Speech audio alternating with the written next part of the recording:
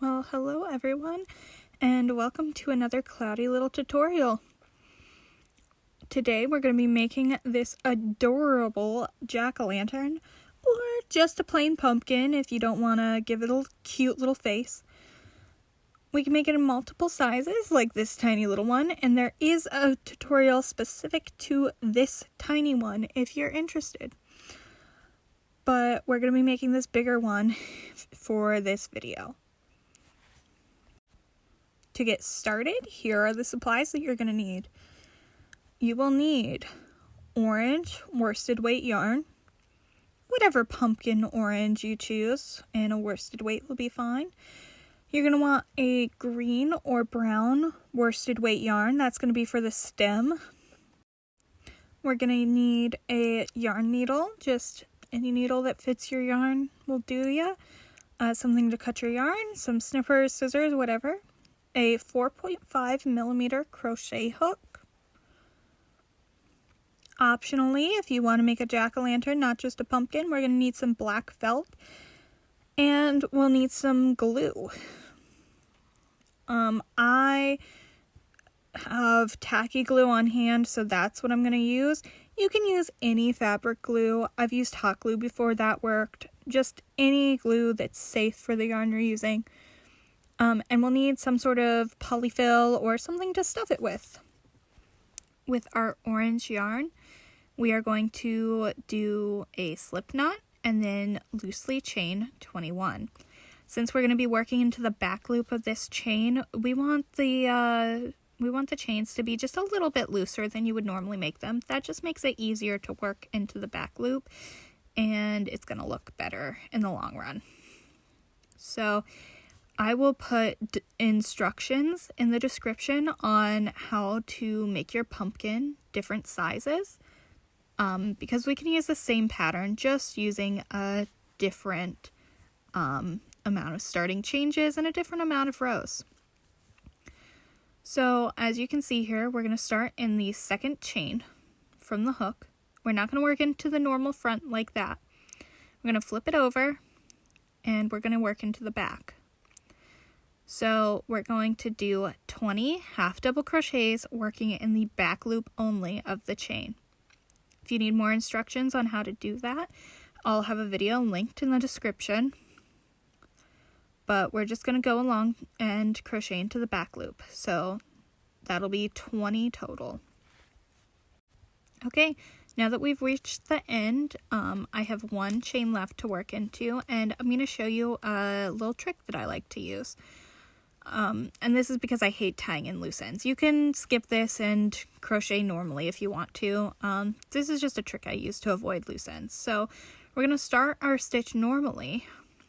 But then on our final, yarn over and pull through, what we're going to do is we're going to yarn over with both our tail and our working yarn. And just pull it right on through. Just pull it right up. It'll pop on through. Just put that through the loop so that it's in your working area. And then continue to crochet as normally. That's just going to step up your tail so that you can work around it. And just crochet right on over it. That way you won't have to tie it in later. So for the second row, we're going to chain one to start our row. And then working in the back loop only. So now that we're in the stitches, we're still going to work in the back loop. And that's going to show, as you can see on that pumpkin, it's going to give it that texture. So we're just going to half double crochet 20 stitches across, just one half double crochet in each stitch. We're going to work in the back loop only. I'm going to be crocheting around my tail here. It's up to you if you want to do that step or not. So you're just going to want to make sure it's there. See, we're working into the back loop, not the stitch, not the full stitch like we normally do, just the back loop, right like I'm showing. I forgot to yarn over there, so we're going to yarn over. And then we're just going, making sure that our tail is between our stitch, okay? And we're just going to do half double crochets normally into the back loop. I'm just moving my tail out of the way so that you can see it more clearly what I'm doing. And we're just gonna, yarn over, go into the back loop, yarn over, pull through, yarn over, pull through all 3 loops. Okay, now that I finished our second row, you can see that it's starting to get that ridged look. That's why we're doing it in the back loop. That's what we want to give our pumpkin that like nice pumpkin texture. So we're going to chain 1 and then keep going. We're going to crochet into the back loop. Same exact thing we did before. We're just going to do 1 half double crochet in every single stitch across, working the back loop only. And we're going to do that for a total of 30 rounds if you're making the same size pumpkin that I am. And if not, I'm going to have some text on the screen and some further explanation in the description on how many rows to do if you're making a differently sized pumpkin. It's very adjustable. You can really make it any size you want it to be. So you can see how ridged this pre-made pumpkin is. That's why we're working in the back loop, and just going back and forth like that is going to give us that lovely pumpkin effect. So just continue on for 30 rows. Here I've completed my 30 rows of 20 half double crochets in the back loop only. So now we're going to sew it together. The easiest way I've found to attach this, and it honestly looks very smooth. We're just going to chain 1 to start this. It looks much smoother than trying to sew it, in my opinion. So we're going to fold our ends together,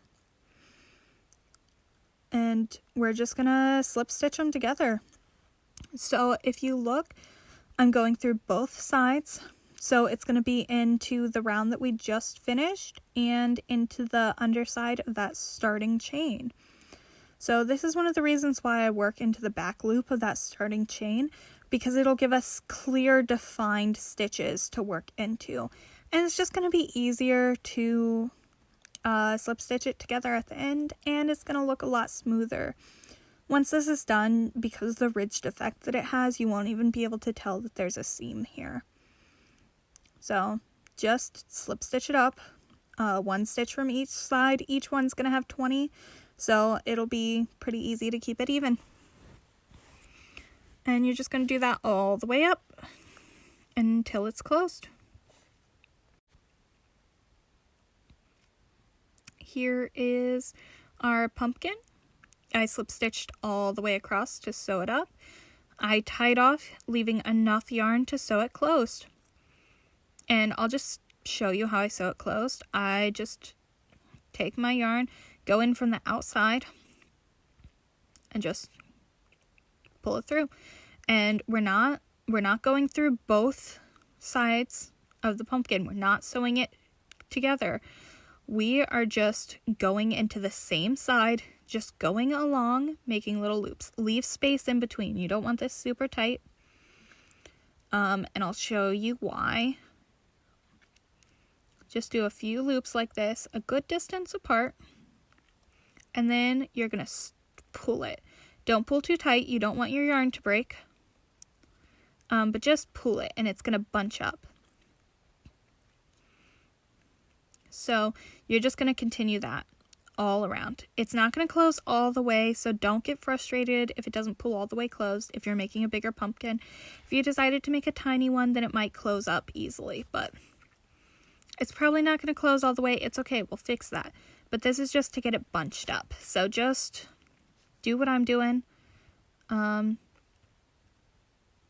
Keep going around. And once you get so far, about yay far, you just want to pull it again. Bunch it up a little. Remember, don't pull too tight. Don't break your yarn. But just continue this all the way around until we reach where we started. And then I'll show you what to do next.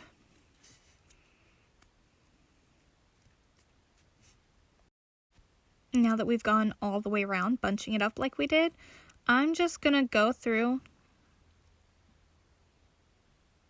pull that, just make sure it's as tight as it gets, and then I'm just going to go back and forth. There's just a little bit of a hole here. You can see it's pretty tight, but I'm just gonna go back and forth a couple of times until the hole is like really closed up and secure, to my liking. Just back and forth. This is the bottom of the pumpkin, so it's okay if it ends up like a little bit messy. You're not really gonna see it. It's gonna be on the bottom, so it's good. Just a couple times, just to make sure it's closed properly. And then once you feel like confident that it's closed properly, don't tie off yet, because we are going to use this same piece of yarn to sew close the top. With our bottom sewed closed, it is time to stuff our pumpkin. We're going to want it about, medium firm. You don't want it stuffed so much that it's going to be like poofing out your stitches, spreading your stitches. You don't want that, but I like to kind of just close the top a little bit to get an idea, because remember, that's going to close and that's going to affect how it feels. But don't worry about getting the perfect amount right now. You just want to get the majority of your stuffing in there, and we can adjust a little bit later still. So we're just going to take that yarn that we were already sewing with, push it up through the bottom in the center, through your stuffing, and that's going to take us up to the top. And then we are going to sew up our top exactly like we sewed up our bottom. I'm just looping it around here, giving it a nice tug to tighten it every once in a while. Just do it the same way. Before we close it completely, we're going to just add a little bit more stuffing, pull a little stuffing out. Just adjust your stuffing a little bit until you feel like it's right, because with it somewhat closed, you can get a better idea of how it's going to go.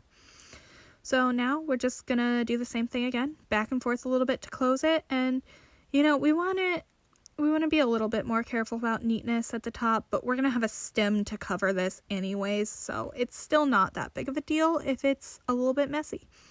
That's the great thing about this pattern. You don't have to be super careful. So now that's closed, if you like the shape of the pumpkin, you can leave it at this. What I like to do is put my needle through the center here and just push it down to the bottom of the pumpkin. So just push it through the pumpkin down to the bottom. And then we're going to pull that nice and tight. Not tight enough to break your yarn, but pull it tight. And then that gives that nice indent look. So hold it tight as you tie a knot in the bottom. That's going to hold it in place. So just tie a little knot in your yarn. And that's just going to give you that nice indent there where you want to put your stem. And I think that looks more pumpkin-like myself. So do it whichever way you want. But I prefer to do it this way. So it just depends on what shape you want. I'm just tying another knot to make sure it's secure. So now I'm going to show you my favorite trick when I'm working with anything stuffed. I hate loose ends. I hate tying in loose ends. That is the thing I dislike most about crocheting. But so what I'm doing here is I'm just passing the yarn through the stuffing part. So just make sure that you're going in between stitches. You don't want to go through a stitch. You're going to go in between stitches and back through the stitch you came out. So your yarn won't get caught on the outside. It's only going back and forth through the stuffing. And that's going to tangle up your loose end. It's going to tie it nice and tight in there. I've never had one of these come loose. We're just going to give a little tug, snip it once we feel like it's secure, and there it is, one of my favorite tricks. Now it's time to make the stem. So start with the slip knot, of course, and we're going to chain 5. Now again, we're going to want to chain these a little looser than normal because we're going to be working into the back loop. So for this size pumpkin, we're going to do 4 half double crochets across, starting in the second chain from the hook. And I'll put further instructions, like everything else, if you're going to be making a different size pumpkin, because this is a very customizable pattern. But for this one, it's going to be 4 half double crochets. So we're going to tie off, leave a long enough tail to sew it onto our pumpkin.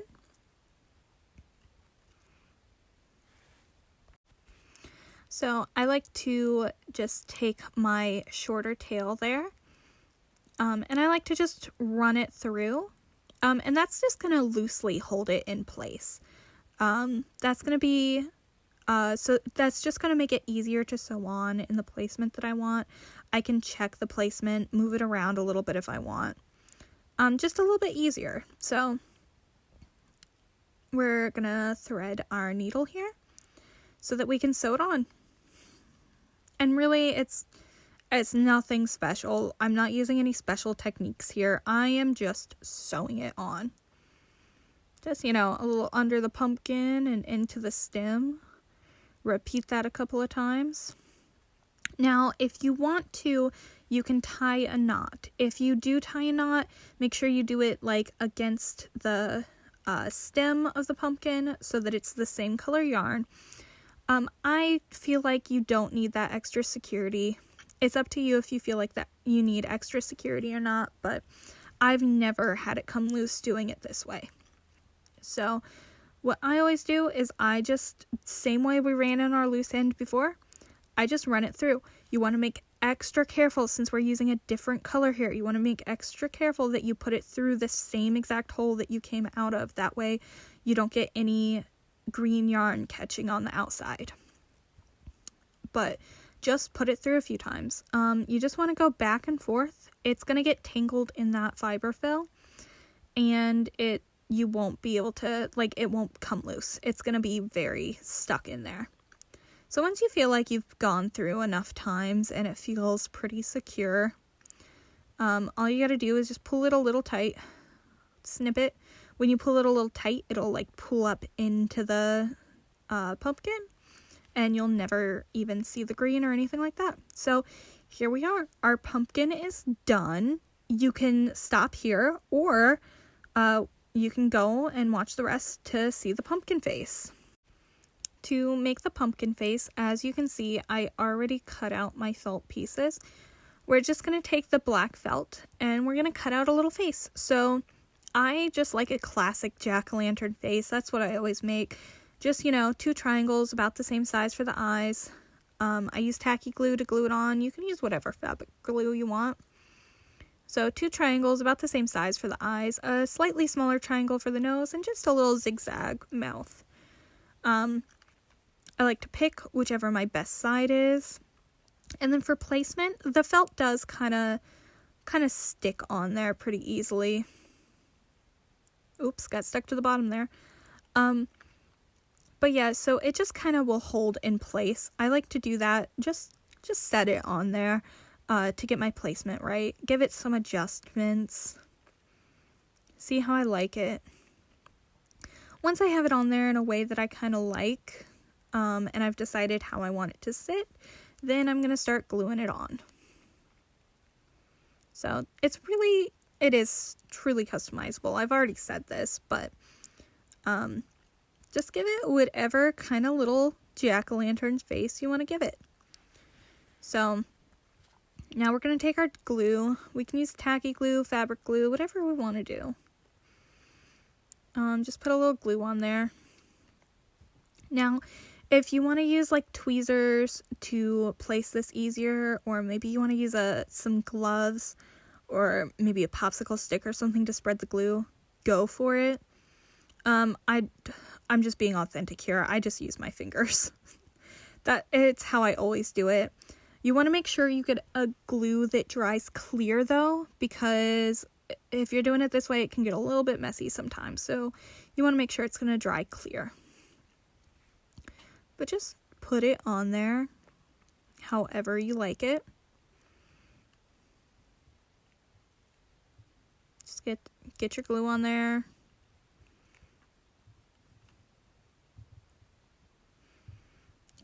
Again, it's probably best to use some sort of like some like gloves or, you know, something, but whatever. This is how I do it. It works. Be especially careful if you're using hot glue though. Do not touch it if you're using hot glue. But yeah, just place it around. Once you have the glue on there, especially since you're going to be using a clear dry glue, if you don't place it exactly right the first time, it's not that big of a deal. You can just slide it around, adjust it, you know. Just get it on there how you want. And really, it doesn't need to be perfect, because what real jack-o'-lantern is ever perfect? Like, I don't know about you, but mine is always a little like lopsided, you know? It's never perfect. And that's the fun thing about handmade items, is each one is going to be unique. I was really struggling to get the glue out there, but just going to spread that around. Using my fingers as always. Don't judge me too hard for this.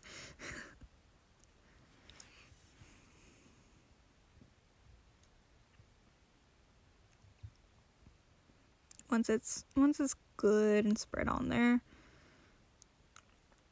we're just gonna stick that on.